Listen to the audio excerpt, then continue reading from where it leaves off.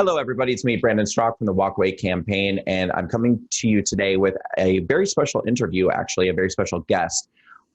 Interestingly enough, back on April 29th of this year, 2019, we in the WalkAway campaign got a very interesting and unexpected testimonial submission. It came from a woman named Rhyan Glezman, and I'd like to read it to you quickly now. Rhyan said, "Hello all, I am new to this group. I have always considered myself an independent, but with favor towards liberals. I voted for Obama both terms, but could not vote for Hillary Clinton, so I voted for Trump, though he was not my first choice. Since then, I have seen a lot of positive changes Trump has made or is striving to achieve.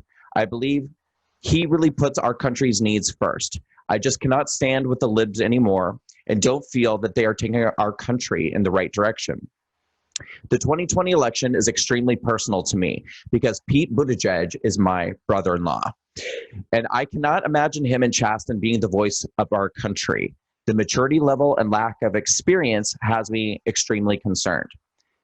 Then the next day, we got another testimonial from Rhyan Glezman, who is Aaron's husband, who is obviously also Pete Buttigieg's brother-in-law. He is Pete Buttigieg's partner's brother. His partner, Chasten, Rhyan is his brother. So today, Rhyan is joining me for an interview because we want to get a little bit further into some of the things that have been said in the press, things that have been said in the media. Because what makes this story, I think, so interesting is that, of course, we know that Pete and Chasten are a gay couple, but Chasten's brother, Rhyan, is actually a pastor. And so the media, of course, has picked up on this, and Rhyan has been labeled anti-gay. He has been accused of speaking out against Pete and Chasten, running for the office of president because the media is saying this has to do with anti-gay bias. So I just wanted to have a talk with Rhyan today and try to get to the heart of some of these questions and kind of probe into the story a little bit more and see what Rhyan had to say. So ladies and gentlemen, I'd like to introduce you to Rhyan Glezman, who is the brother of Chasten Glezman, who is the husband of Pete Buttigieg. Rhyan, thank you for being here today. How are you? I'm doing wonderful. Thank you so much, Brandon. I just want to first say before we get going that I love what you're doing. I love your authenticity, and I really look forward to having this very robust dialogue and conversation, and just your willingness to come on and have this conversation. It means a lot, and I think a lot of people are going to get a lot out of this. So thank you so much. It's a privilege to be here. Thank you for that. I really appreciate that, and I agree with you.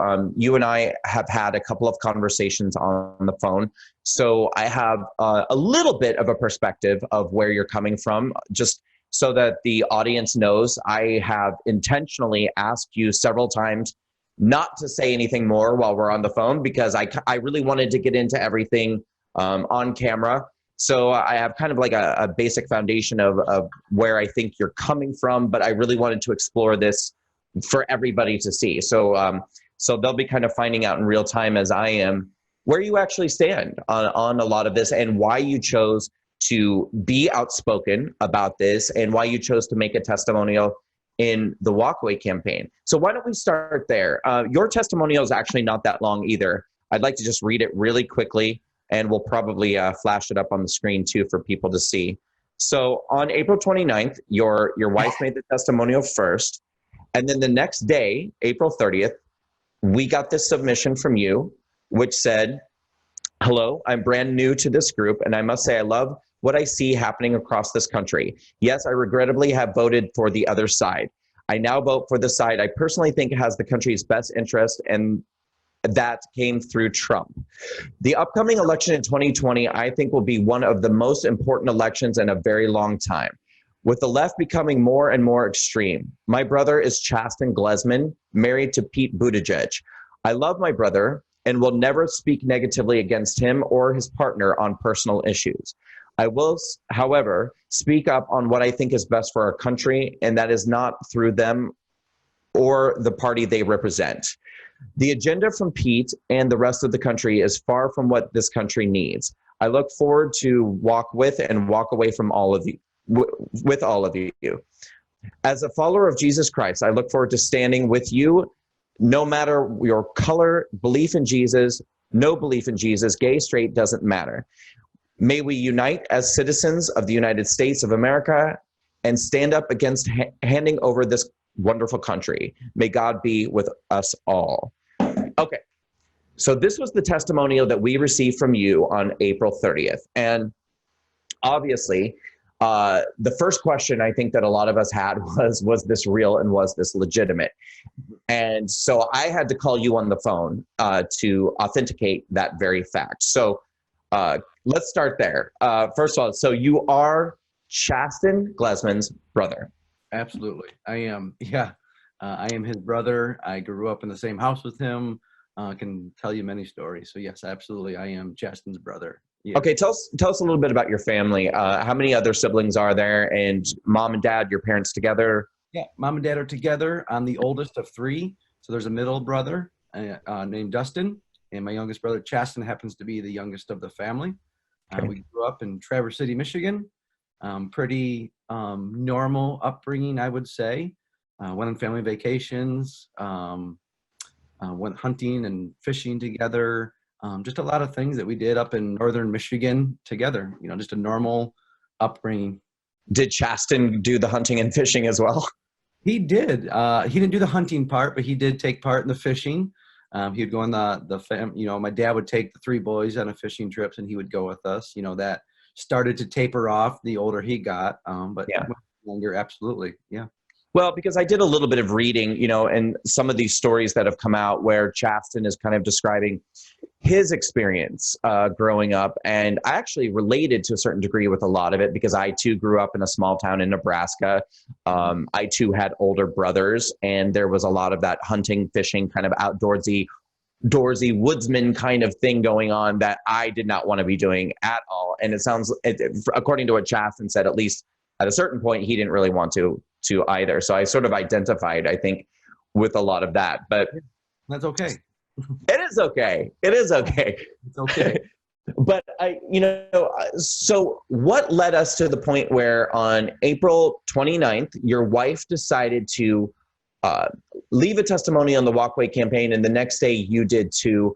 I guess maybe let's start with, how did you find out about WalkAway, and why was it appealing to you, and why did you decide in that forum to make this testimonial and say what you had to say? Yeah, my wife came across it on Facebook. She just happened to come across WalkAway. She was reading the testimonials.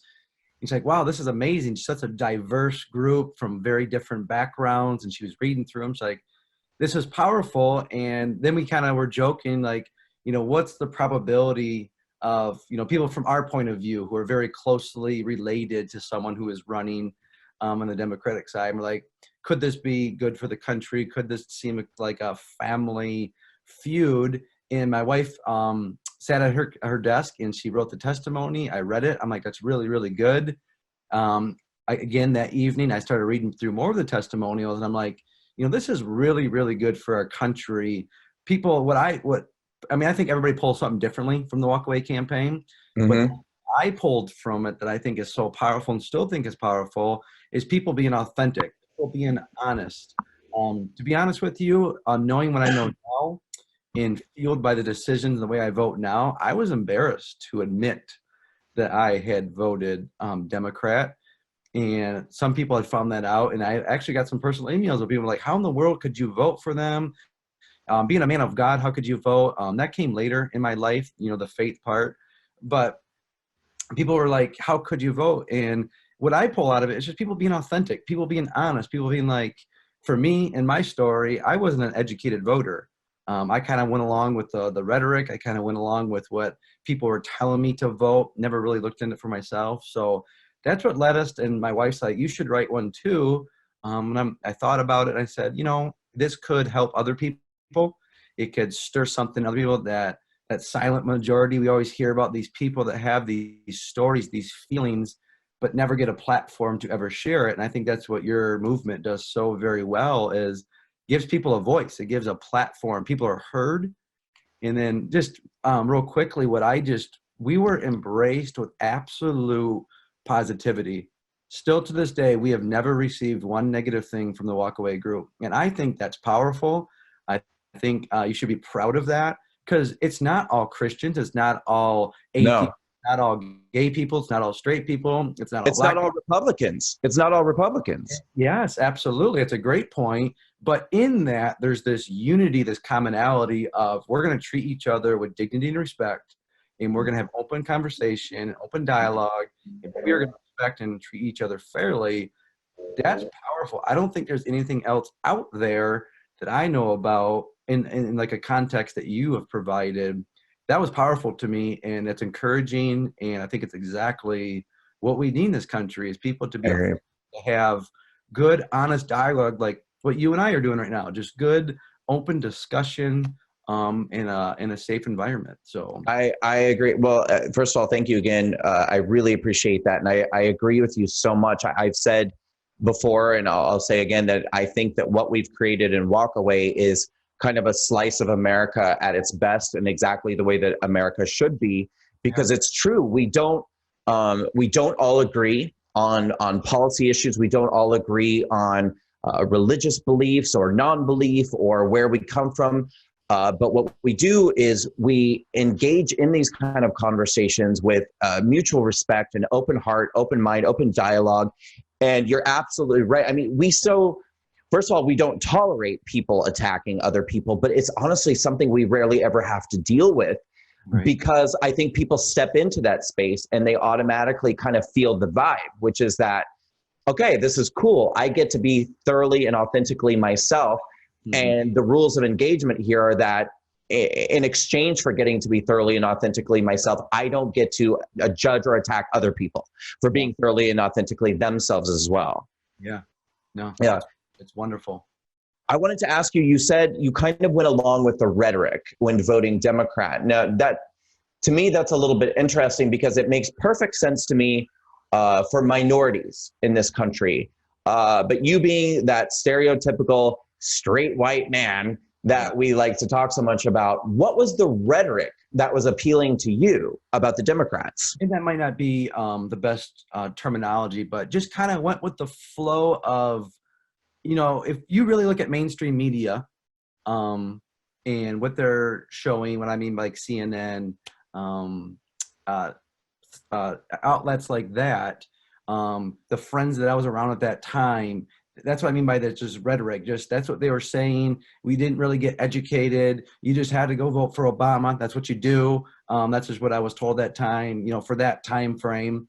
That's just what we did. He's the first black president, and that's what we need to take part in. Sorry.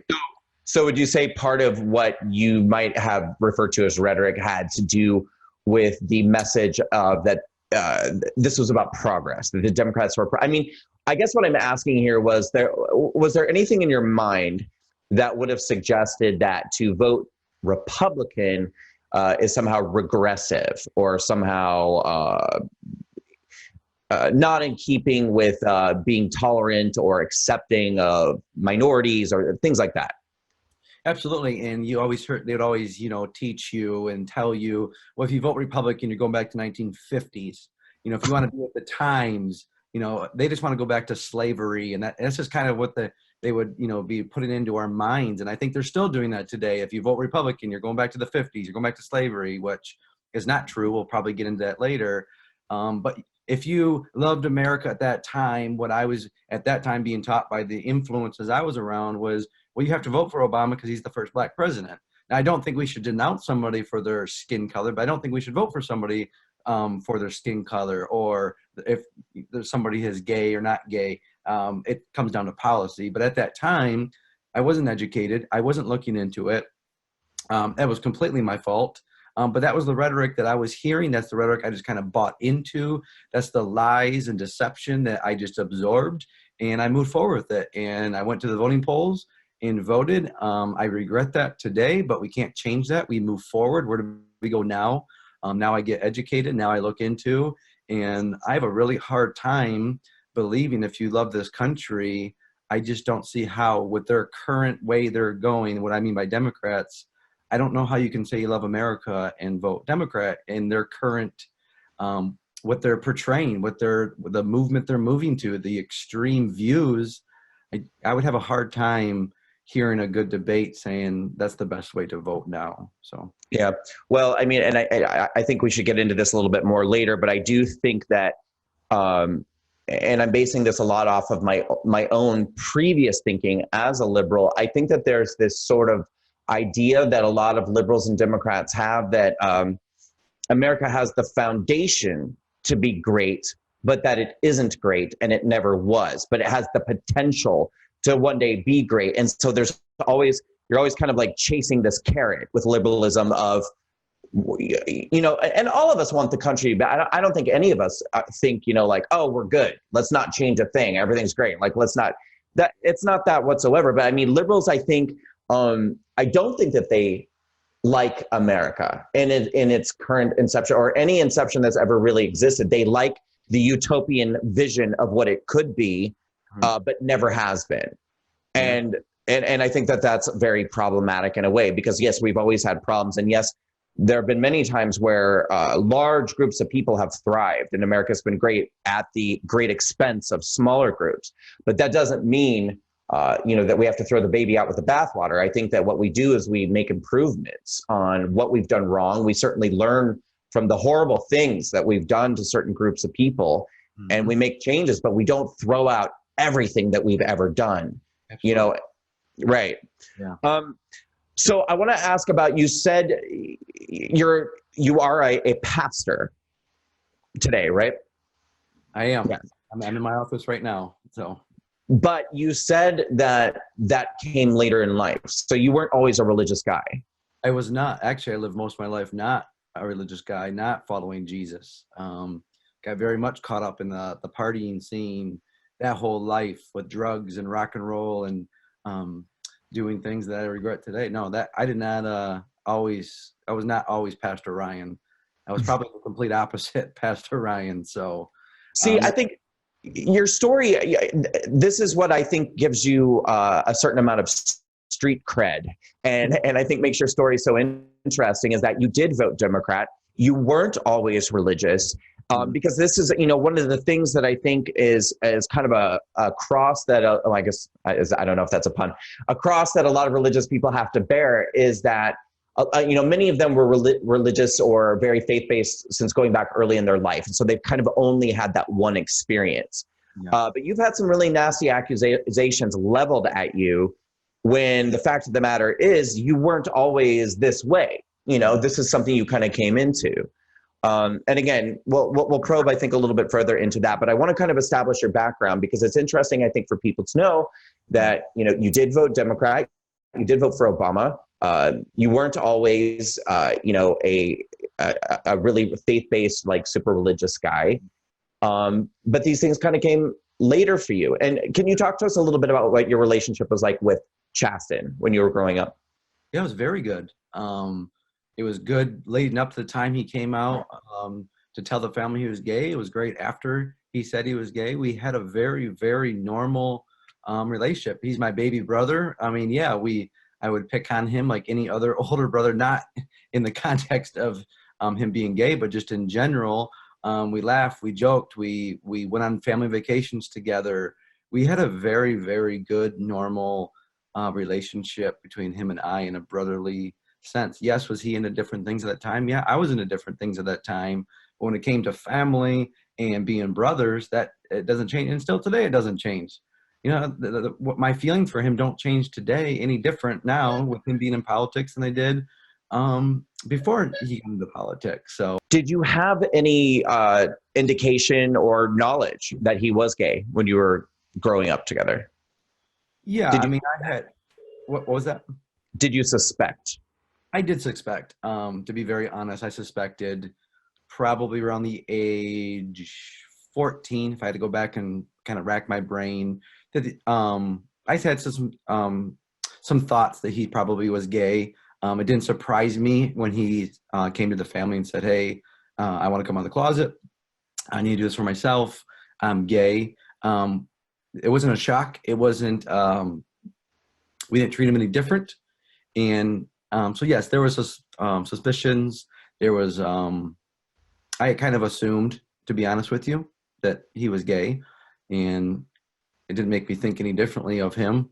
And still to this day doesn't make me think any different of him. You didn't feel any way about that? Well, as far as, I have my biblical views on when it comes to marriage. But to be honest with you, the Bible commands us to treat all people with dignity and respect and love all people. And that's exactly what I do. I take that command very seriously. I love all people. I love gay people. I love straight people. I love people of all color. And I don't just say that because it sounds good in an interview with Brandon Struck. I say that because that's really what my heart is. I truly love all people. To give you kind of a theology term, we all have a disposition. We all have tendencies to do things. And we are called to treat all people with dignity and respect. And that's what I do. I treat all people with dignity and respect. So yes, I have a, go ahead. No, but that wasn't your belief system at that time. No. Right. So, I mean, at that time when he was 14 years old, 15 years old, whatever, did you have any kind of feeling about that at that time? One way or another? No, it wasn't. Obviously, my attraction is towards women. His attraction was towards men. So there's that difference there. But other than that, treated him the same. I looked at him as a human being, like we should look at all people as human beings. But that was as far as my thought went, that for him, his preference was men, my preference was women. And that was our difference. Other than that, that's the only thought I really had on that at that time, if that answers your question. Yeah, well, yeah. I guess what I'm asking essentially is, was there any feeling of, oh, I think my brother's gay and this is a problem because that, or I'm not, this is a problem for me, or? No, absolutely not. He's a human being. Okay. I mean, people are still human. Gay people are still human beings. I mean, they're still human beings. So most of us, yeah. Yeah. Okay. So let's skip ahead now to the point where you decide to sit down and write this testimonial and join our campaign and say what you had to say. What motivated you in that moment to say, this is what I have to say. I want to get this out. I want to make this public.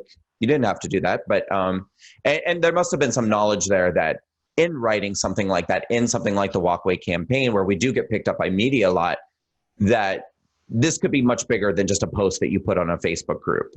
Well, so yeah, good question. The motivation for me, and everybody has a different motivation, but for my motivation personally is my relationship, probably bring an attention, and I need to steward my platform the best I can for this country.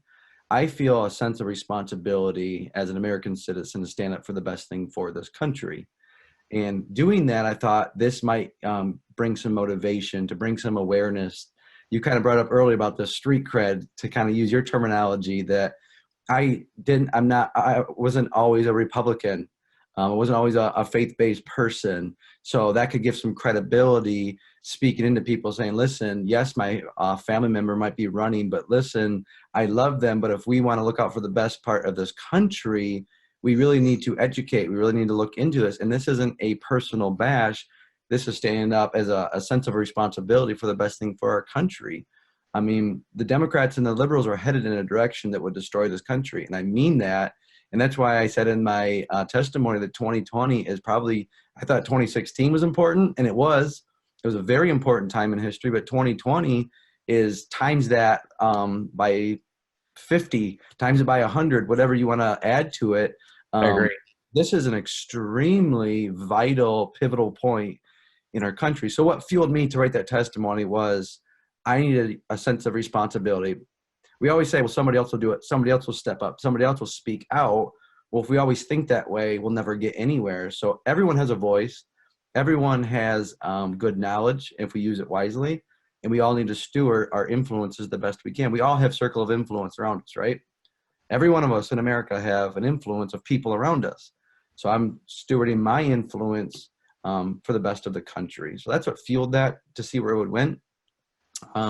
You'd reached out and called me. We've talked several times. We finally get the chance today to talk, but that was what fueled my, that's what fueled me to share my testimony, to just say, let's see where this goes, and as a sense of responsibility.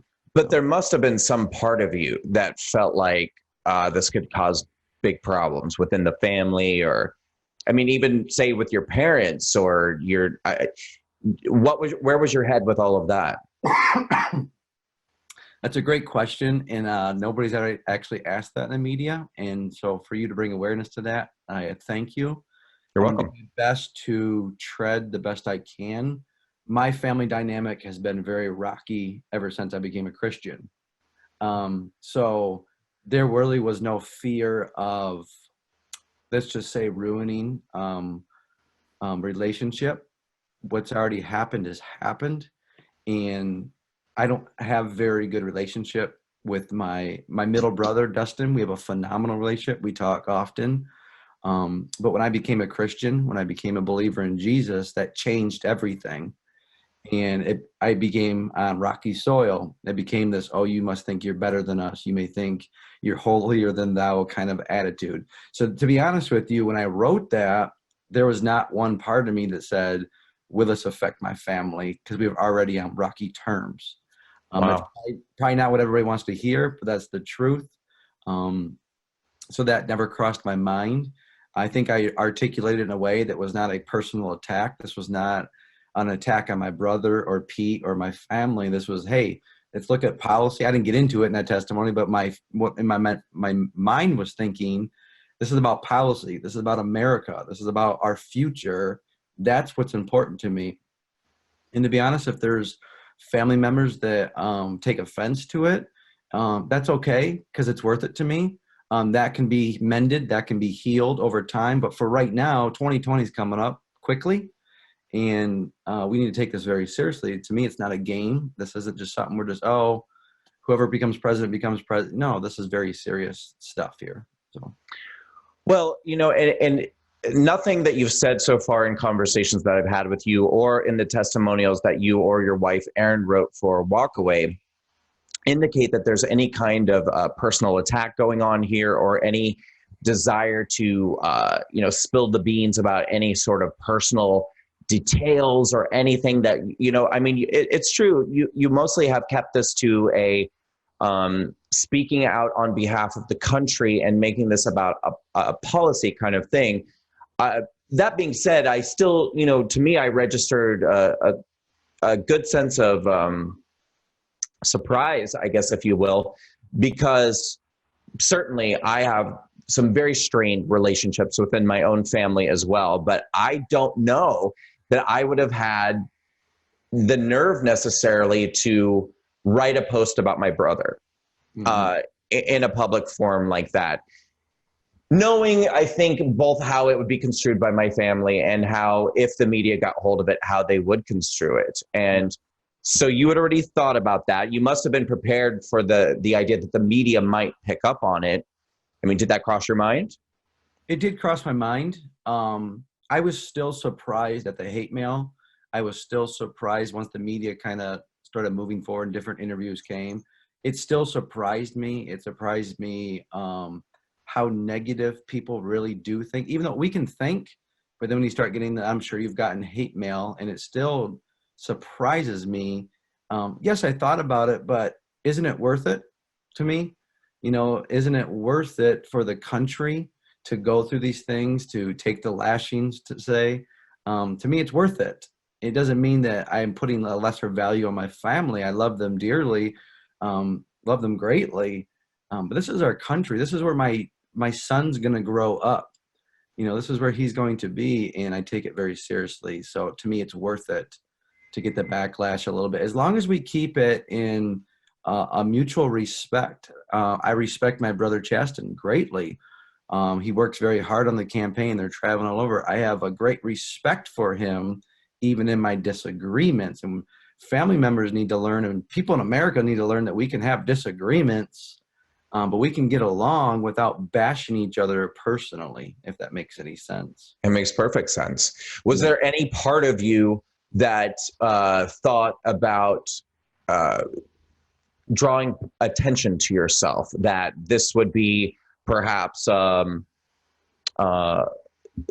opportunity for you to get your own name in the press, or shine a light on your own self or your own causes or your own interests? That honestly never crossed it still doesn't ever cross my mind to bring attention to me to use this in a way for me. Again, it comes down to, I want to bring awareness to policy. I want to bring awareness to our country. I could care less where my name goes. That means nothing to me. I really didn't think about that. I mean, yeah, looking back now, I could see where people could perceive that, oh, he's just trying to get his name out there. He's just trying to get famous. He's trying to walk on the back of Mayor Pete. And You're having your Stormy Daniels moment. right. That in the moment, it never crossed my mind because it's not what I'm still not, I don't look out for this attention and, hey, look at me.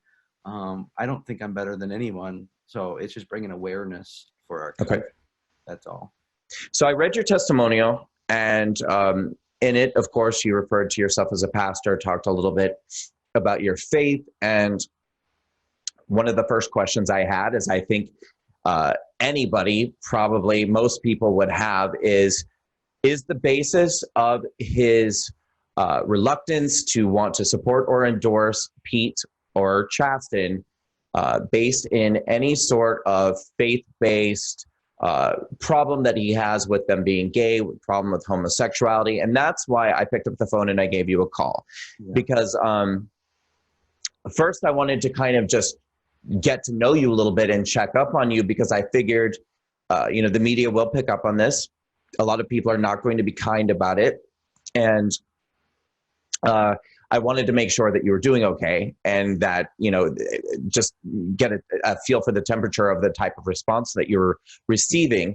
But I also wanted to just ask you point blank, is your objection to Pete and your objection to Chasten based in any way around their sexual orientation? And can you talk to us a little bit about that? Yeah, absolutely. And it goes, no, to answer your question quickly, no. To denounce them has nothing to do with their sexual relationship, no more than, I think, and I kind of mentioned this earlier, we should never vote for someone because, oh, Mayor Pete could be the first gay president, or, Obama was the first black president, or the first female president. We should never denounce people because of that, but we should never just solely vote on people because of whether they're gay or black or a woman or any minority group in general. It comes down to policy. That's my issue with Mayor Pete Buttigieg, however you want to say his name. It comes down to policy. It comes down to his ideals. It comes down to, where does he, as the commander in chief, want to take this country? And that's where I draw the line. It has nothing to do with him being gay. It has everything to do with his policy and his extreme views on many different things. That's why, as his brother-in-law, I can say, hey, yeah, you're my brother-in-law. Yeah, I love you, but your policies stink, in the sense of, for the best thing for America, we can continue to be family members, but your policy is going to take this country in a place I don't think we should even think about heading down. Well, and I want to dig into the policies with you, specifically that you object to, and why specifically you think that Pete Buttigieg is a candidate that you can't endorse, or that you think is actually dangerous for this country. But first, I want to ask a little bit more. I want to explore a little bit more the aspect of their sexuality, because it would take a very special kind of person, I think, to actually say, yeah, that's what it is. I hate them because they're gay. So anybody's going to say, no, that's not the problem. But let's get a baseline, I think, right now of where you actually stand on this. Now, they had a wedding, but you didn't go. No. Can you tell us why? Yeah, that would take a whole lot of time to really get into every detail. I did not go. There was many reasons. But, I mean, listen, we've had a chance to talk and get to know, but, our viewers have not. Mm-hmm. And speak into this, and I hope there's many people that are going to watch this. My view on a marriage between a man and woman is based off of a biblical view of marriage, of the New Testament teachings. That's just my belief. Now, if someone chooses to be gay in a different marriage, doesn't make me hate anyone, doesn't make me a bigot, doesn't make me homophobic. So that's it's not even, if I could be honest, it's not even my opinion. So I base my opinion off of what I believe in Scripture. Now, saying that, from my personal beliefs, I did not go to their wedding. I wrote them a very nice letter explaining why, basically asking them, hey, I want the best for you. I love you guys. You're getting ready to take a lifelong commitment, and I will not be attending. I hope you can respect me as much as I'm respecting you. And in saying that, I love gay people. I really do. I love all people. That's just my view. That doesn't make me, if you have a different view than me, doesn't make me hate you. Do you think, at some point you said something about choosing, do you think that Jackson chose to be gay? I don't know. I don't know. That's a topic that's been debated and debated. I don't know. I don't even know. I'll be honest with you, as a pastor, I don't know if people are born gay, not born gay, choose to be gay, not chose to be gay. To me, that doesn't change the point of view in the Bible to say that, that the scriptures describe what marriage is according to God. So really it's not my opinion. So I really don't even like to go down the road of, are you born gay, not born gay? I mean, listen, I had a very bad drinking problem and a drug problem. Was I born with that? Did I choose that? Some would say you're born, some would say you choose, but I had to make a decision to give that up. That was best for everybody. And the reason I only bring that up is we all have tendencies, whether it's a tendency to be same-sex attracted, whether it's a tendency to be angry, whether it's a tendency to drink heavily or do cocaine or do heroin or whatever your drug choice. We all have to make decisions in life when we all have tendencies to bend that way. Does that make any sense? It does. It does. But I mean, to be fair, in all of the examples that you used, those are all very negative, destructive things. Having a drug problem, having a drinking problem, having an anger problem, having a rage problem. Whereas our sexuality, I think most people view as an extension of our ability to express love and how we love other people. And, there's obviously a very different, it's a very different type of love that people have toward their partner than they have towards their parents or their children or their friends. And so I think that for most gay people, to have somebody else say, I don't know if you're born that way, or I don't know if you chose to be that way, but either way, we all make choices in life. We choose not to drink. We choose not to, I think asking somebody to choose not to express love in the way that comes most natural to them, or have a relationship for the rest of their life with somebody in a way that benefits their life and enriches their experience, the one life that they have here on earth. I don't think it's an apt analogy to compare that to alcoholism or drug abuse or rage or anger. Yeah. I see what you're saying. Absolutely. And that's why I come down to, it's just my opinion on what I see in scripture. I think God's view is the best view. I love we're able to have a conversation back and forth about this, because it's something that needs to be talked about. But that's my baseline. That's my belief. That's where I stand on scripture. But again, that doesn't change the fact that we love people, and we can extend that. I am very much open to understanding the way people work, understand the human body much more. I'm very much open to that, but I am, concrete views according to scripture, just on the marriage issue. That's just where my belief is on marriage. And me personally, it's between a man and a woman. That's where I stand on marriage. Right. Well, and I guess that's sort of where I was leading with this too, because you and I talked before about you having not attended their wedding, and you said, I don't want to put words in your mouth, but I believe you said that was largely because of your religious view on marriage. Is that correct? Yeah. So the question that I had is, as a religious person or somebody who has a faith-based definition of marriage, do we draw the line somewhere between civil marriage and religious marriage, knowing that in this country, any couple, straight or gay, Christian, non-Christian, can go to City Hall and sign a civil marriage contract with each other, which has no, religious blessing upon it. It's not blessed or ordained by God. It's just a civil marriage contract. And so I guess, can you not have a religious biblical view of marriage, but also still support somebody's civil marriage contract, knowing that that's not a blessed or ordained union? Yeah, I don't know if your question's pertaining to, back to why I didn't attend their wedding. But to somewhat answer that question, I think where you're going is, to me, I could care less what the government says about marriage. I really don't. It doesn't matter to me what City Hall says. To be honest with you, it doesn't even matter what people say inside of a church building say. The way I take it, the way I interpret is, what does God say about marriage? So the reason I bring that up is because, to me, if a gay couple wants to get married, a straight couple wants to get married, to be honest with you, I've seen gay couples who have displayed a greater sense of unity and a greater sense of not cheating on their spouse than I have with some straight couples. There's some straight couples that walk around saying, well, I'm married, so I'm better than a gay couple. But yet you look at their marriage, it's falling apart. They're looking at pornography. They're cheating on one another. And so that's not God ordained.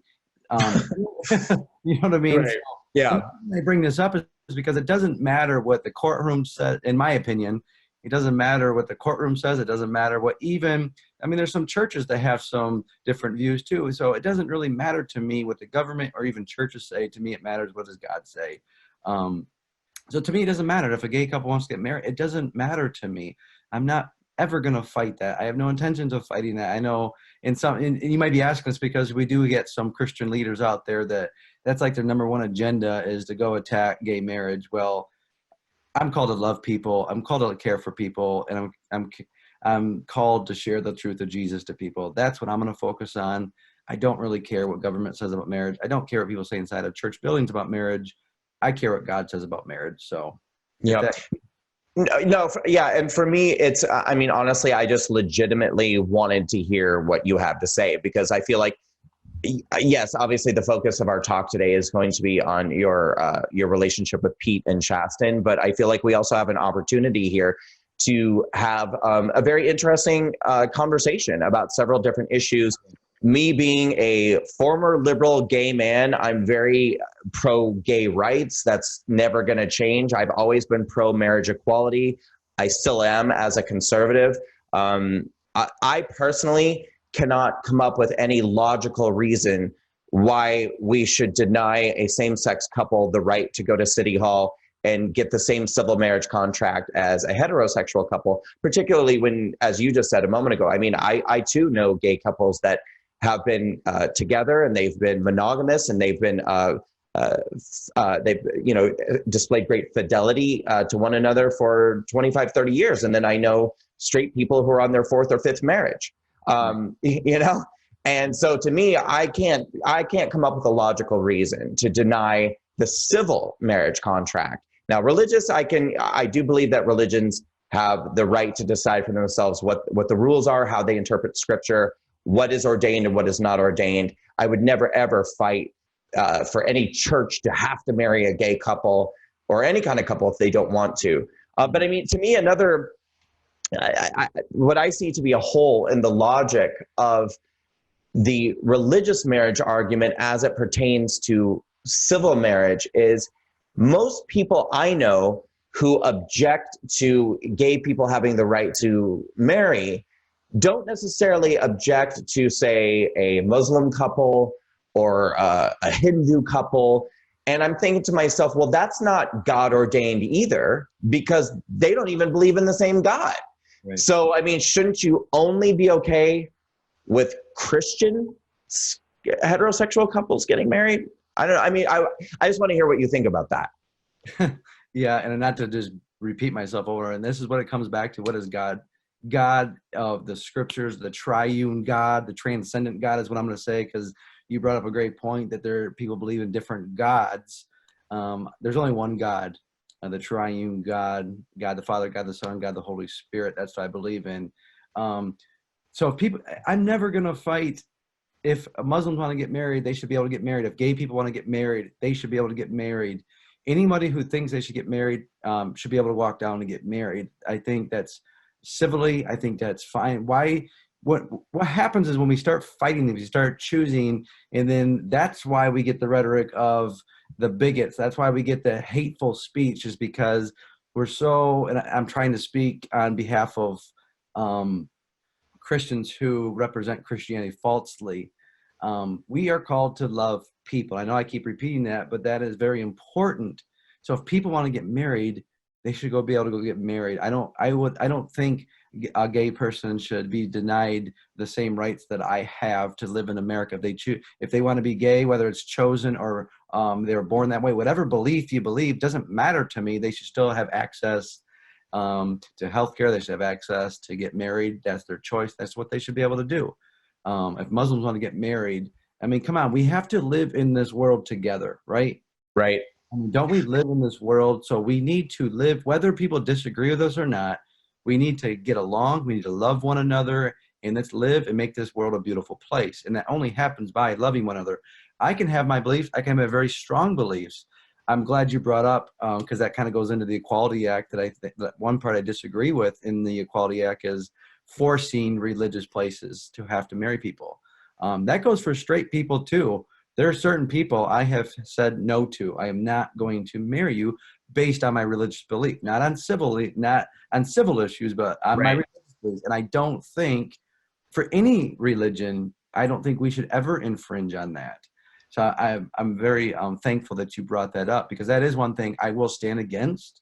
I don't want to fight against gay equality. I don't want to fight against gay marriage, but I do want to stand and say, no, you're preaching this tolerance, but you're very intolerant of my religious beliefs that are very insincere to me.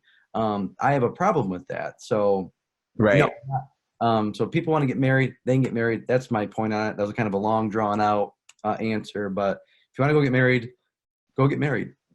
Right. Well, it's don't worry about it being a drawn out answer, because I'm sure there are people watching who are like, just talk about Pete, but we're going to talk about more stuff than that, because I think this conversation is really important, because I think we have reached a point now. Here's something that I think we can definitely agree on, where homophobia as it's experienced in America today is not what it was in the past. Right. And there are a lot of people in this country who want to keep that fire burning. I mean, whether it be for their own political purposes or whether it be for even financial gain. I mean, I call it the oppression industry. And it's a great, industry in this country where people make a lot of money and attain a lot of power by convincing large groups of people that they are being oppressed by white people, by straight people. And the way that they're able to get away with this is because they're not making up the concept. It did exist. Homophobia did exist. Racism did exist. And to a certain degree, these things do still exist in different ways. But it certainly is not the way that a lot of people would like to make you or I believe, that gay people are in this great imminent danger still in 2019. Listen, I'm a gay man of a certain age. I've been around for a while, and I'm here to tell you that my experience today in 2019 is nothing like what it was in the 1990s, or even, we don't even have to go that far back. I mean, things in 2005, I'd say up to about 2009 were it wasn't great. But I think it got progressively better. But I don't hear much anymore about, I don't feel in danger. I don't hear a lot of homophobia. I don't hear a lot of gay bashing talking like I used to hear.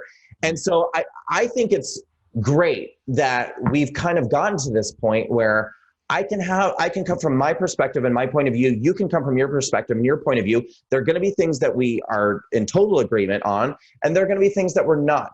But I don't feel like you hate me, or that you wish to do me harm, or that you have such an objection to my sexuality that we can't be friends or have a civil conversation with one another.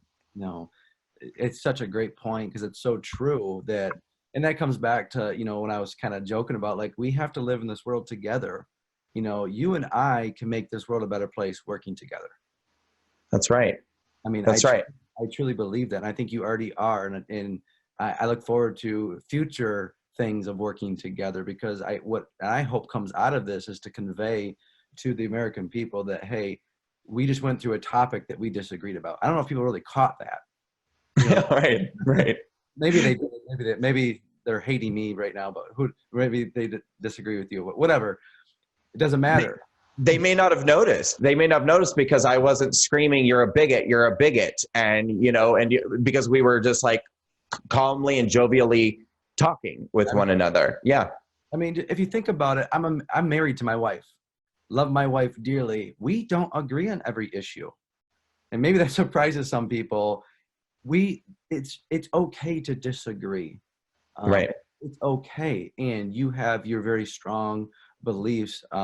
Like you said, in the LGBTQ community. I'm trying to get all the letters in there. I'm not being. I don't acknowledge the Q. Okay, I want to be clear. I do not acknowledge the Q. Okay. LGBT is where I cut it off. It's just as much easier to say anyway. So I don't understand the Q. Just to be honest with you. Even the Q doesn't understand the Q. I've asked the Q many times, what is this? What are you? What is this condition that you have? And none of them can answer it for me. We know what gay is. We know what lesbian is. We know what bisexual is. We know what transgender is. Nobody knows what the Q is. So anyway, go ahead. I'm sorry. I interrupted. No, that's really funny. I like that. So I don't know if people caught that, but we just had a disagreement was what I was saying. But listen, we're talking, how do we better America? How do we work together? How can, I'm always asking people, how can me as a pastor, as a leader in my community, how can I make things better in the community? Irregardless if you believe in God, don't believe in God, believe in gay marriage, don't believe in it doesn't matter. How do we make the world a better place? These are my beliefs. I mean, that's just right. Who I am. I'm concreted in these beliefs. I had a radical transformation by Jesus. This is just what my beliefs are. And I'm not forcing them on anyone. I'm not coming on here to say Brandon Straka is my project. We should never treat anyone like that. Right. People, and I mean that sincerely. I want to come on here and say, hey, let's have a conversation. Let's talk. You may have different ideas than me and different beliefs, and that's okay. It's actually pretty healthy. It's kind of how did our world come together? How did America come together? Was on having great debates with one another, disagreements, and we loving each other, caring for each other, and working together. If I was to take the stance of, oh, Brandon Straka, he's a gay man, I'm a Christian pastor who doesn't believe in gay marriage, I can never work with him. What would we accomplish? Right. We would accomplish absolutely nothing, and I believe we have far more in common than what differentiates us. We have a lot in common than we do. This might be one issue. It might be the only issue we have a disagreement on. Maybe not, and that's okay if we have other disagreements, but I just look forward to, I'm excited to work together and have a great, robust, authentic conversation. Because I hope other people will sit across. I hope other pastors are going to watch this and say, hey, have a conversation with someone who maybe thinks differently than you. Learn from them, take information from them, work together.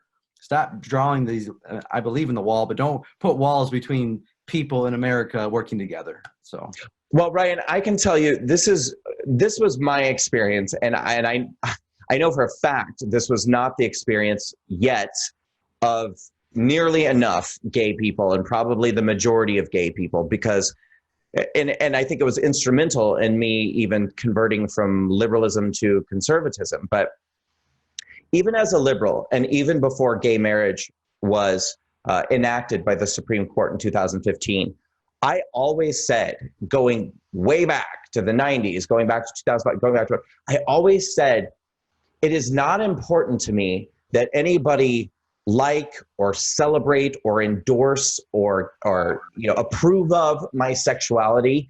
I just want equality under the law. I want to be able to go to the Supreme Court, or to go to the courthouse and sign the same civil marriage contract that anyone else can, if I decide I want to spend the rest of my life with somebody that I am in love with or that I have a relationship with. It was never, ever important to me to have that approval or tolerance or endorsement or celebration, none of that.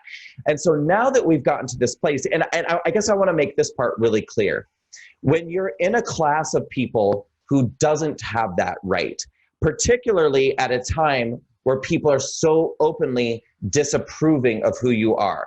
And that again, I mean, I've known gay people who are my age or older, who maybe they grew up in New York City or whatever, and they'll say like, I didn't really experience much homophobia. I didn't really see it. I did, you know, and I know a lot of people who did. I mean, I experienced brutal bullying, violence, psychological torture based off of my sexuality. And when you have to go through life with people treating you that way, and on top of that, you don't even have the same dignity under the law as the same ability to do other things that other people have, it is next to impossible to have a conversation like what we're having. Because if we were having this conversation before 2015, I would have hated you.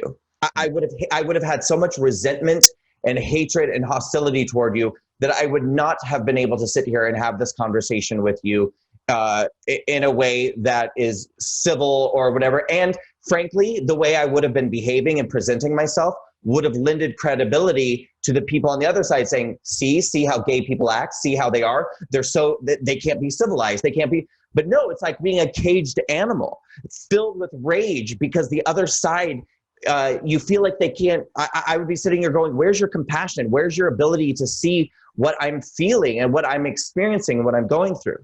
But now that we are in this time where we have this, we've overcome that. I mean, gay people today have the same rights as anybody else. And what difference does it make if you agree or don't agree or approve or don't approve or have the same view about my marriage? It simply doesn't matter. I mean, the government cannot mandate tolerance or acceptance. It's never going to happen.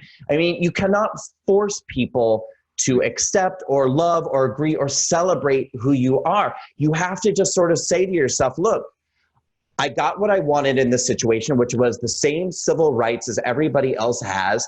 How other people feel about those rights, it's between them and God. You can't make people like who you are, every aspect of who you are.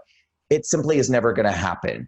Right. And that's why I want gay people to be able to watch us having this conversation and to understand what difference does it make if I go to City Hall and get and have a civil marriage and you say to me, Brandon, it just is not in agreement with me about my view on marriage. I cannot go. I cannot be a part of it.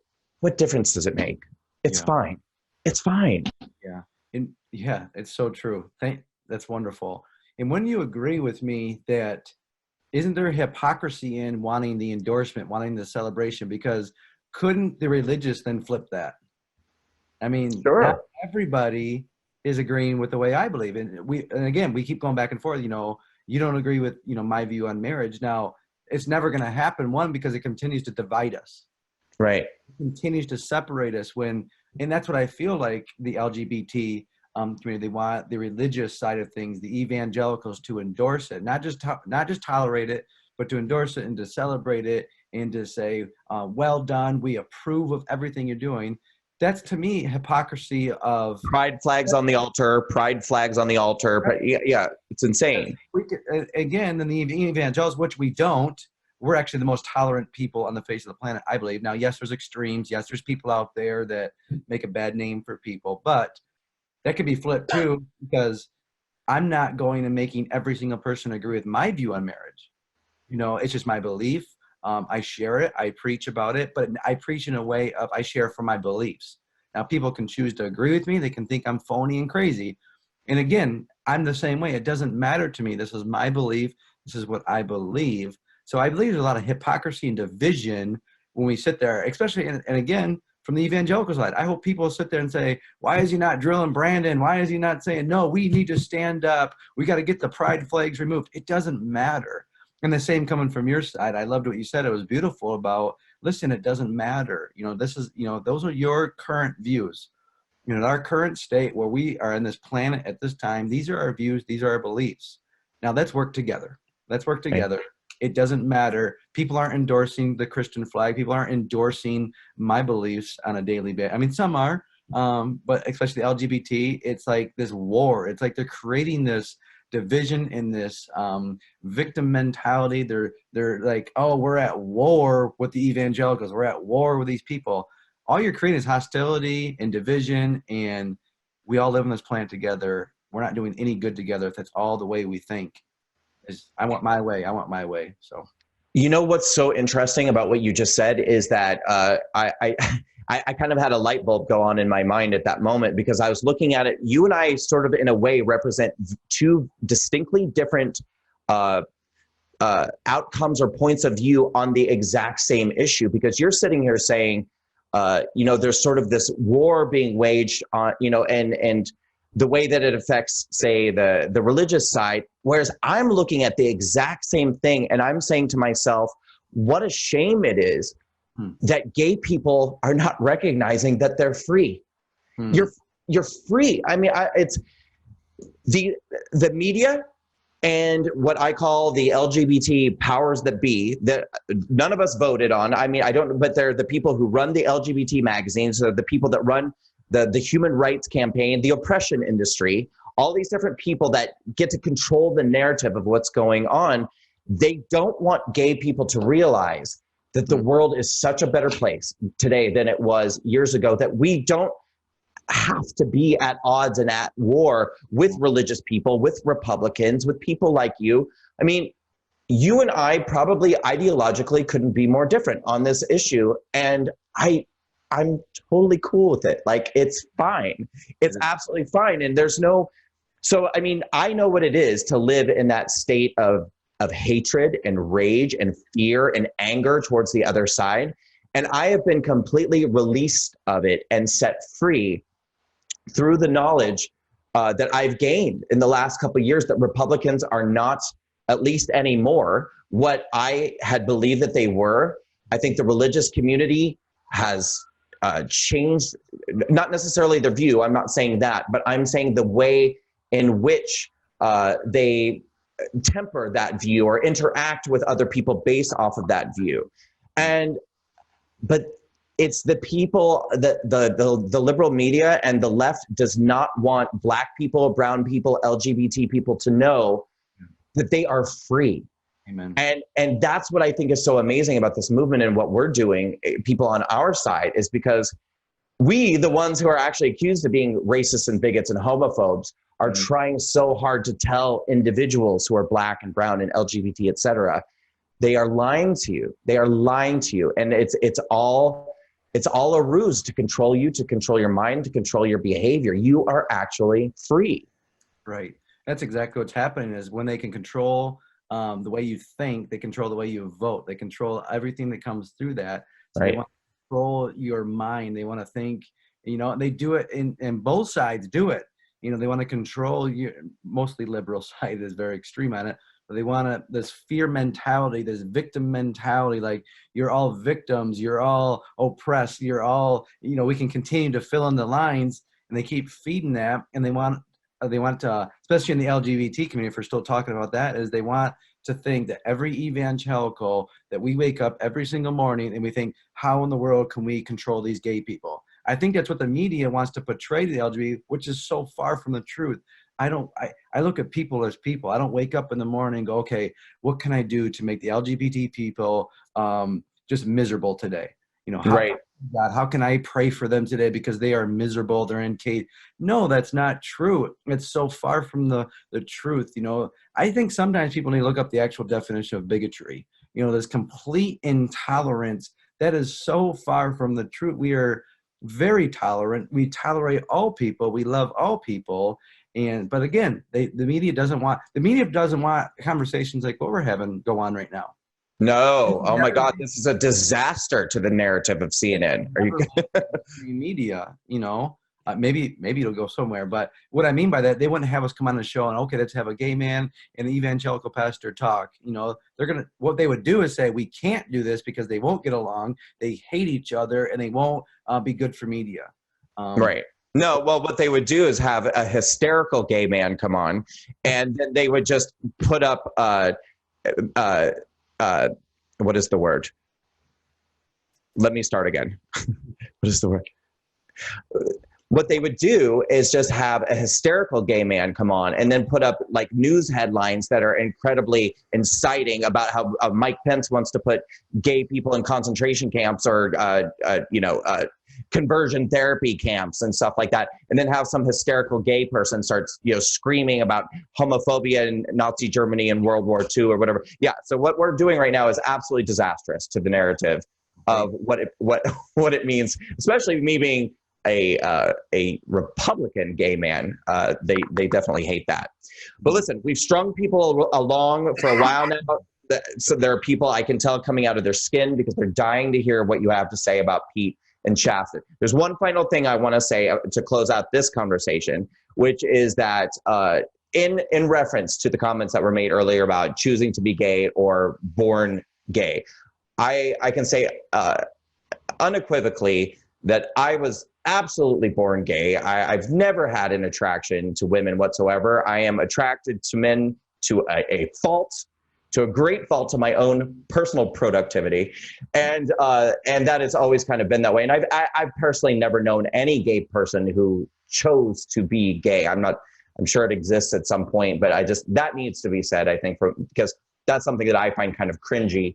But it's, I would never choose to be anything other than completely authentically who and what I am, which is a man who's attracted to men and isn't attracted to women. And so that's where I come from on that. But okay. Yeah. So let's get back to the heart of the matter here, which is that you write this testimonial about Chasten and Pete. And in it, both your testimonial and your wife's testimonial, you make comments regarding policy and even comments from your wife, Erin, regarding maturity. And let's really dive into that. So what is it specifically, because I feel like we thoroughly debunked the idea that this is an anti-gay lunatic pastor who's out to attack his gay brother. What is it from a policy standpoint or is it a personal standpoint that you want to warn people about or that you find objectionable? Well, for me, one of the biggest policy issues is the extreme view on abortion. Okay. That's very important to me. I think most people in general, I think if they are really to dig to their core, come on, the extreme view on abortion, up to 9 months, the talk of out of the womb abortion, just ripping life. If there's going to be a party that says we are all for all people, or for every minority group, or for the blacks, or for the Hispanics, or for all that, then why are you killing them in an astronomical way? And why are you having such extreme views on abortion? That's a huge, huge policy difference I have from my brother-in-law. He's very, very well outspoken about it. He doesn't think there should be any restrictions. He's been on record saying there should be no restrictions. He can't think of any restrictions that he would put in place for abortion. That's alarming to me. That's extreme, and I take that very seriously. So that's just one policy issue that I have a really, really big problem with. Well, and this is, my personal stance on abortion really has not changed much since I was a liberal, which is that I personally cannot in good conscience ever tell a woman who's been raped or the victim of incest that she should be forced to carry a baby for 9 months and go through with the birth.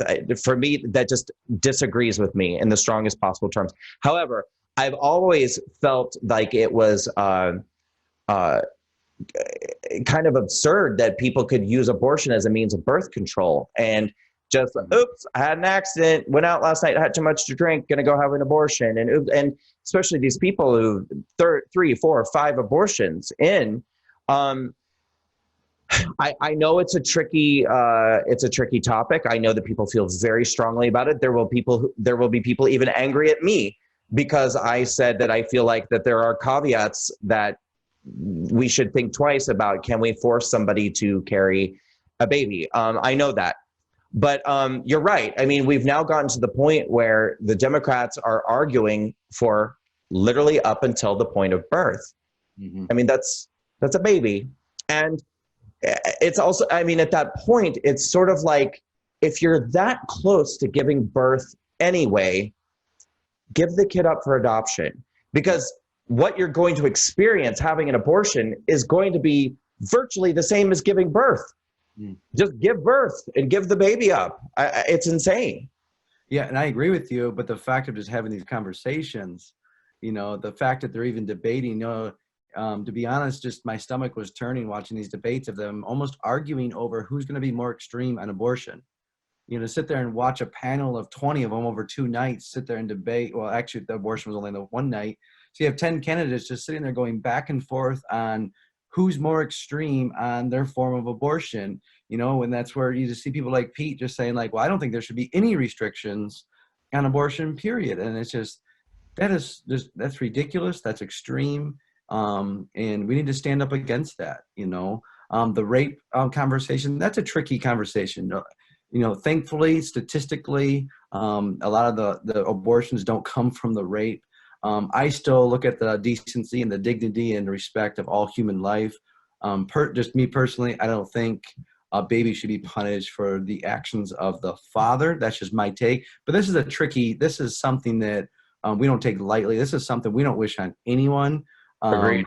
So I can see where you're saying in your point of view, this is something that we hope it will happen. We hope it never happens, but it does. And when it does, I still look out for the dignity and respect of all human life. It's still a human life. I've heard so many beautiful stories of children coming out of that situation of rape where they're like, I'm so thankful I'm here. And even the mom says, that was terrible. That was wrong. I think the punishment on that rape person should be very severe. Even as a pastor, I think that person should be punished. They should pay for the consequences of that action they did. But even the mother, they said the father had, the father of this child had done this act, but now I can look at this beautiful baby. So we hear these testimonies, we hear these stories, and that just brings me more hope of human life is powerful. A baby's powerful. Just, you look at a child's eyes, and how can we say we can't put any restrictions on human life? Right. It's just ridiculous to me. Right. Well, and my point was going to be that as a liberal, the way in which the argument was framed and the reason why I latched onto it is because, and again, this is why they try, I think, to get minorities to kind of band together. And there's these various ways that they do it. But, they take these groups of people, they manipulate and appeal to that group's sense of oppression, which, again, I'm not saying is made up. Homophobia was a very real and very serious problem. But they tell gay men they're waging a war on women, just the same way they waged a war on you. They're doing it to women too. And then that gets us thinking, oh, we got to protect women. Because the average gay man who is supporting abortion is doing it because he's gay, not because it has anything to do with abortion, because in his mind, he has confused the homophobia that he's experienced with brutalizing and controlling women. That's the way that this has been portrayed to him. And they do it to Black people. They do it to Hispanic people. They do it. So they conflate all of these issues so that you feel like what you're doing is supporting another group who's being abused the same way that you have in some way been abused. And it's nasty and insidious and manipulative, but that's the way it works. And so that was one of the greatest lessons I learned in walking away from liberalism in the Democratic Party, is that people who are against abortion are not trying to control women, and they're not trying to wage a war on women. They care about human life. Right. And they see a fetus as a baby, as a human life. Mm-hmm. And other people can agree or disagree, but what you don't get the right to do is malign people and say that they're hateful and bigoted and misogynistic just because they see a fetus as a human life. Yeah. Well, it is a human life. I mean, if you just use science, it is human life. They want to use the argument that, well, that fetus can't survive on its own. My son is 7 years old. I wouldn't leave him home alone. He wouldn't survive very long on his own, and he's 7 years old. So to use this kind of line of fetus can't, and I know that's not why we're here to debate, but it is a human life, and we have to view it that way. So to answer your question, that's one policy that I just have a huge issue with. Tell us more. Another policy would be the Electoral College, to erase the Electoral College. That is dangerous. That is a big deal. We need to take that seriously in America. When you want to abolish the Electoral College, if you love America, I mean, our founding fathers articulated this so perfectly, instilled the Electoral College for a reason. And just to come in, and you kind of brought up early that, oh, America is terrible, it's not working, so let's just abolish everything. Let's get rid of the Electoral College. Let's change the makeup of the Supreme Court. So we're just going to start eliminating these things, and then America will be wonderful. Right. No, America will be terrible. It'll be terrible. It'll be chaos. You do not want to do that. And that's these policies that he's coming up with are just, they're alarming to me. They're very alarming, even though he's my family member. And again, these are policy issues. These aren't personal things. These are just things that said, I love America. I want the best for America. And these policies are completely against America. They're anti-American is what they are. They're very anti-American. The Democrats and the liberals have been so successful at convincing their base that the Republican side is hateful, bigoted, stupid, stupid middle American people with low IQs who go to the voting booth based off of their bigotry and their hatred, et cetera. And they've been so effective at doing that what is very difficult to overcome is convincing liberals and Democrats that the very thing that they're supporting is completely detrimental to the people that they're trying to protect. All of these different policies, whether it be border policies, whether it be abortion policies, whether it be electoral college, whether it be any of these different things, Second Amendment, First Amendment, will have the utmost negative impact on Black people, on brown people, on gay people. Oh yeah, let's open up our borders and let people from all over the world, the Middle East, anywhere, let's just fill the country with these people and let's see how well things turn out for gay people. Mm-hmm. Let's see how great life is and all of the progress that we've made and over these last decades, for civil rights, for Black people, for the LGBT community. Let's see how great life is for these groups. Mm-hmm. When we open up our borders to people from all around the world who want to shove people like me off of buildings or mutilate women's private parts or throw people of color into slavery. It's very difficult to try to get them to understand that the very people that they think they're protecting from our side are the first people who are going to go under if these policies continue and progress. And that's why I'm encouraging people all the time to really think, what do you believe? To have a dialogue, to really, what do you believe don't believe with the rhetoric, don't believe with the mainstream media, don't this narrative they're pushing down your throats. No, stop and think, what would that really look at? You just brought up one of the issues, the open borders.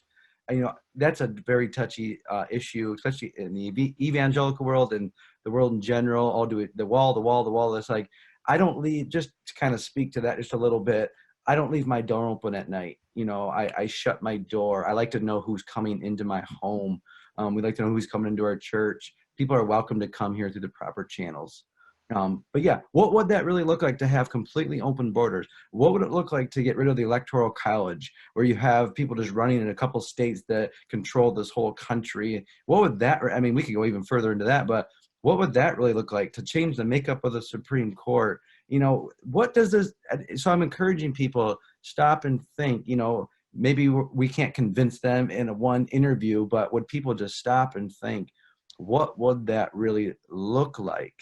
It would be detrimental. It would be terrible. We're not just saying it because we're, Trump supporters or we're conservatives. No, we love America. I love America. I love the place I live. I think America's a wonderful country. I think there's wonderful things going on. And since 2016, things have gotten even better. Things are going very, very well. Right. Is there still improvement? Absolutely. Is Trump perfect? Far from it. Does he say things at times that make us cringe? Yes. But is he doing great things for our country? Absolutely. And we're heading in the right direction. They kind of give this rhetoric that we're going to go back to 1950 if you continue to vote Republican. No, we're going to go back to before that if you vote Democrat. It's going to be worse than, it's going to be terrible. So, right.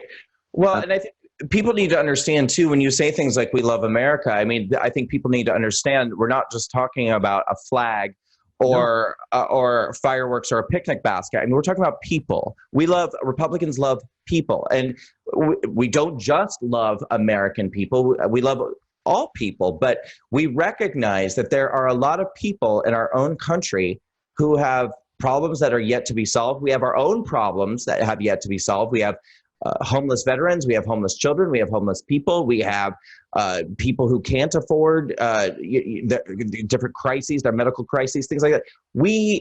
If we don't take care of our own people, who is going to? Mm-hmm. And in terms of this open border thing, I mean, the simplest analogy I can make is if you thought about having a party, if you live in a nice house in a nice community and you decide to throw a party and you decide you're going to serve food and you're going to serve drinks and you invite people and you have a guest list.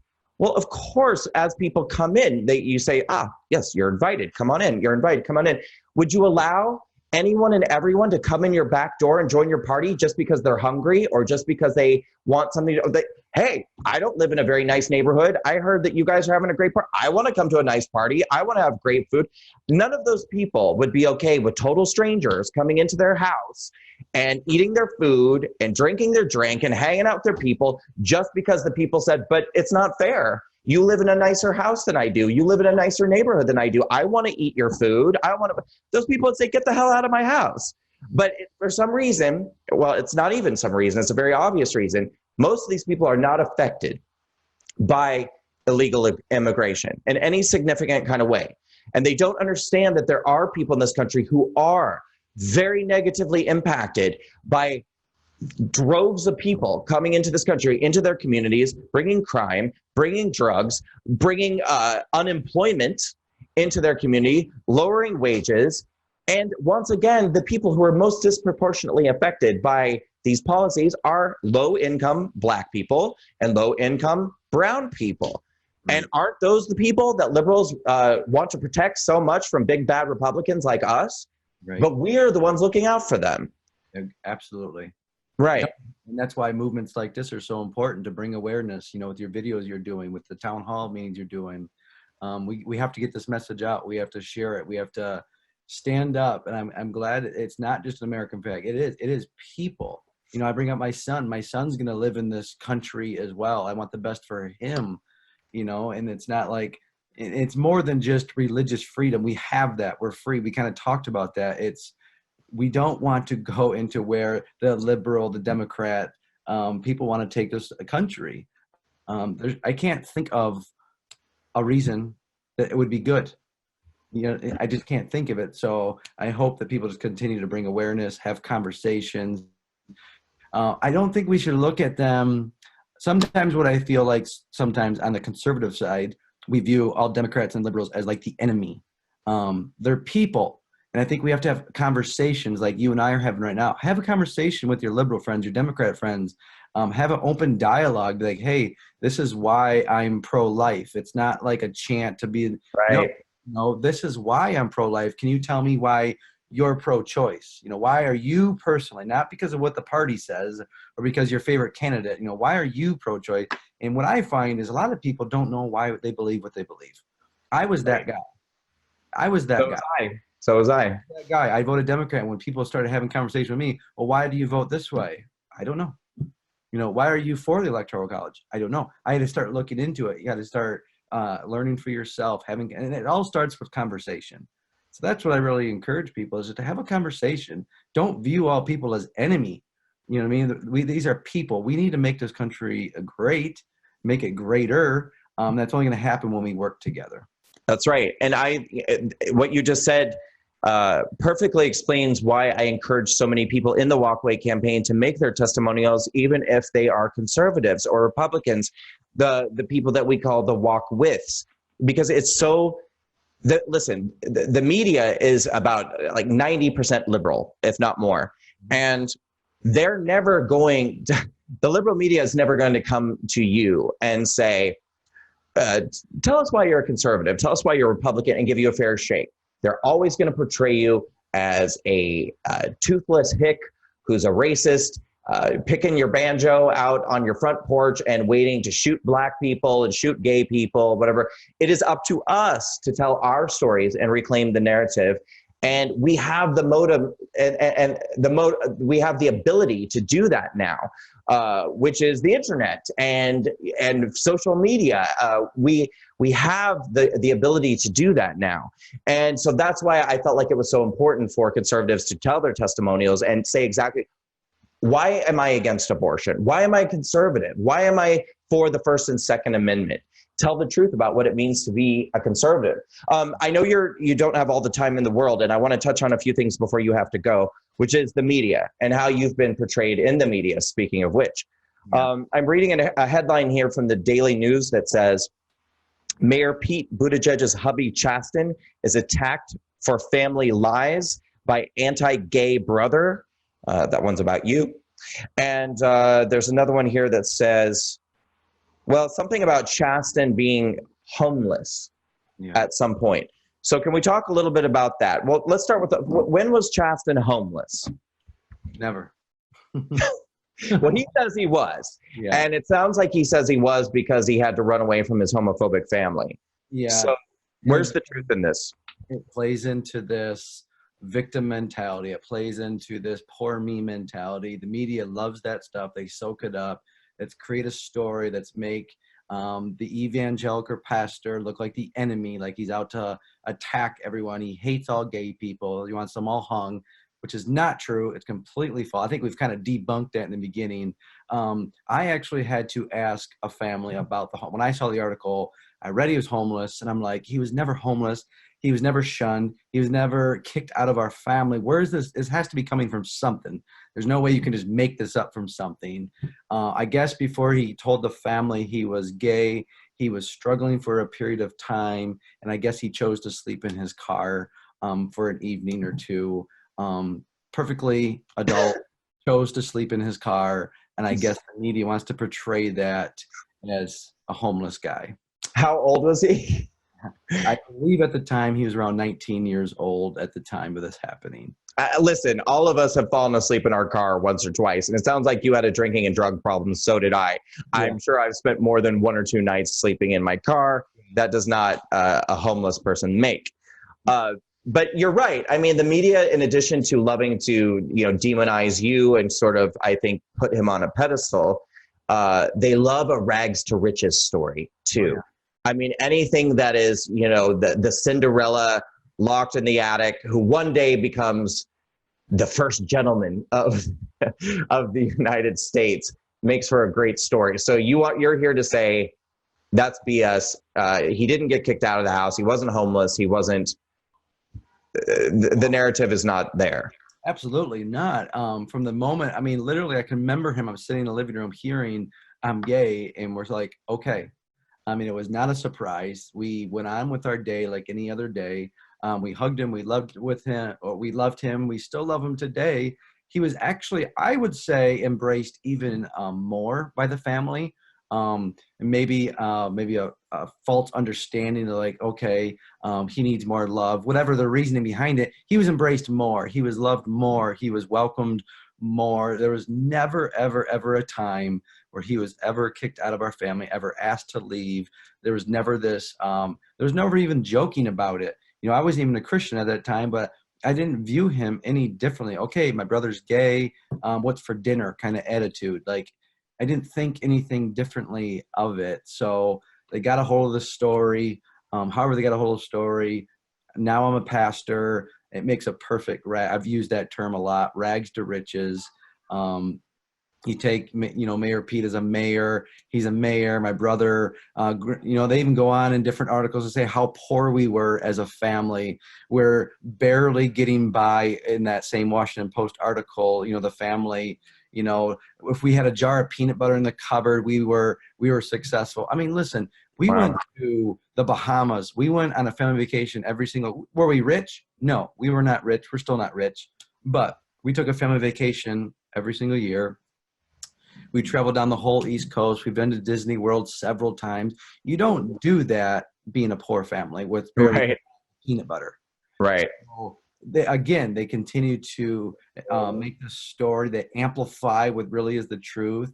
And, pastor, gay brother, his husband run for president. Let's make him look like the enemy. He's coming from nothing to everything, and the media soaks it up. It went, I think it went viral for a moment, and they chew it up. They're still soaking it up. It's still this false narrative. You need to vote, coming from him. You got to vote for me because I'm nothing. I have all the student loan debt. I mean, listen, I went to college. I have zeros. I'm actually debt free completely because I paid my bills. I mean, Right. so to hear this, oh, poor me, look at us. We are the only candidates running with student loan debt. Pay your debt off. Pay your I mean, Right. come on, you're not a victim because you have student loan debt. You have student loan debt because you went to college. Pay your debt. I don't have any student loans. I paid my debt off. We don't have any mortgage or payments because we paid our debt off. So maybe we should have gotten into some of that earlier, but it's just, when we hear these stories, it gets to a point where, like, stop playing the victim card. You're not a victim. You're not a victim. So stop preaching that you're a victim. Well, and I think that a lot of people might say, well, what's the big deal? So he said you were poorer than you were. Who cares? But I think if you're talking about somebody who's running for office and they're in this type of position where they're a candidate, running with a constituency that they're trying to appeal to, it's important for people, I think, to understand this is exploitative. It's exploitative because what they're really trying to do is portray there are people in this country with a family who probably don't have much more than a jar of peanut butter in their cupboard, and they're not going to Disney World, and they're not doing all these things they're doing. And what they're really trying to do is say, we know we're like you. We've been through what you've been through. I've slept in my car. I've slept whatever. And this is purely exploitative because this is somebody who probably really doesn't identify at all with those types of problems that people are enduring, and is certainly trying to run based off of the identity card, I think, to a large degree, both in terms of impoverished, in terms of being gay, in terms of the student loan debt, appealing to the younger people with student loans, and who I think has a long litany, as you're saying, of policy standpoints that are very dangerous and detrimental. And so that's where I get the feeling that you're coming from in making the decision to make this testimony on the WalkAway campaign, to be outspoken about this. Can you talk a little bit about what it feels like to read these stories that have come out about you in the press now that are labeling you as all of these different things, homophobic brother, homophobic pastor, a hate-filled white guy, all these different things? How does this feel to you? I appreciate you even asked that question. When I was thinking about when these articles came out, I told my wife, I said, if I actually acted the way this article makes me feel, where we kicked him out, where we said, you can't be my brother because you're gay. If I would have done that, I'll be very honest and say I deserved every bit of hate mail I got. The frustrating part is when you don't portray that, when you don't think that way, when you don't even, your actions don't show that, and the media wants to make you out to something you're not, it doesn't feel very good. When people are falsely accusing you. I mean, I got death threats immediately. The hate mail, I've got hate mail where I had to look up some of the terminology people were calling me because I didn't know what they were. I never heard some of these such hateful terms and these death threats. And it's like, when people portray you in a way that's falsely, it doesn't sit well with you. You want to speak up. And then when you do speak up, it almost amplifies the hate. And so you just look at different outlets. That's why I have lost very little faith in mainstream media. I have lost all faith in liberal media, to be honest. Not all faith. I think there's still some good journalists out there, some good reporters out there. They're few and far between. But no, it doesn't feel good. It makes me want to speak out the truth even more. I mean, if people are watching this, think about it. If someone is openly talking negatively about you on completely false terms, how would you feel? I don't think anybody would be like, well, it doesn't matter. It's not a big deal. These are just little issues about your family. No, these are big issues because they amplify this even more on a larger scale and portray who they are on a larger scale. So it doesn't. Right. And But you know what? I've always believed the truth prevails. The truth always comes out. These holes in the stories come to light, and truth will always come out. And we just keep pushing forward, keep sharing the truth. My character is always going to be the same. This is who I am. That's the difference, I think, when people are acting something they're not. They have to remember, oh, how many nights did I sleep in my car? Or what did I say in that one interview? When you just act yourself, this is who I am. I don't have to try and act like somebody different. So that's why I think we can filter through and see the holes in people's story when you put it all together collectively. This is who I am. This is who I'm always going to be. So in any interviews coming forward, people are always going to see the same Ryan, because this is who I am. Yeah. You know, a very great woman named Judge Judy Scheinlin often says, if you tell the truth, you don't have to have a great memory. And it's so true. If you always tell the truth, you don't have to worry about, oh, what did I say in that article? And what did I say? And what did I say? What story am I trying to keep up with? That's the truth. You don't even have, you don't need to have a good memory if you tell the truth. Yeah. I wanted to give you this platform to come out and talk today. And we're going to put this out there, and hopefully lots of people will see it, because I do know how you feel to a certain extent. I certainly have been smeared and maligned numerous times in the liberal media. I've had lots of lies told about me. And the thing that I found absolutely astounding was that the conservative media, there is no equal and opposite reaction from our side. The conservative media will let you sit there and burn, and they'll do nothing to help you to pick up the pieces or to help correct the narrative. It is mind-boggling to me, the number of times where I have had 5, 6, 7, 8, 10 liberal media sources shredding me with lies, and I can't get anyone on the conservative side. I say, hey, can you please do a story? Can we fix some of this? We're talking about AOC again today for the 500th time. We're not really into, like, yeah. I'm just like, is this really? This is why liberal media narratives are allowed to stand. They never go challenged. They never go corrected. There's never a platform for people to be able to set the story straight. And that's not right. And it's not fair, because we do live in the age of internet now. And this is going to follow you for the rest of your life. 10, 15, 20 years from now, people will Google Rhyan Glezman and they'll see anti-gay pastor. Right. And there needs to be the counterpoint. You need to have a voice, and you need to have a platform to be able to correct that narrative. And I hope I was able to provide that for you today. Do you feel so? I do, Brandon. I just want to say again, just thank you for your willingness to come on, to show your authenticity, to have this robust conversation. I really do. I hope both sides see this video. I hope people say, hey, you can have disagreements and have great dialogue. And I just want to say thank you. Thank you for your time. Thank you. It was a privilege to be on here. And I look forward to working in the future. I think we can do a lot of good together in the future. So I look forward to that. Well, you're most welcome. And I thank you for coming here today. Before we wrap up, is there anything that you would like to say that you didn't get a chance to say?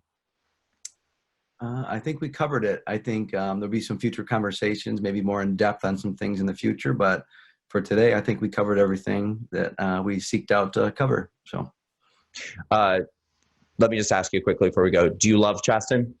I do. Do you love Pete? I do. You just don't want him in the White House. You don't want him in the White House. Understood. I think that's crystal clear today, and hopefully people have a better sense of why you feel that way, and that it's based in something much more substantial than the accusations of bigotry, hatred, homophobia, things like that. Yeah. Thank you so much for coming today. Thank you for letting us get to know you a little bit better and to hear your story. And you're welcome to talk with me anytime. We can do this again anytime you want to. So, Ryan, thank you so much. Have a great day, and say goodbye to our viewers. All right. Bye-bye. Thank you so much. You're welcome. Thank you. Bye, everybody.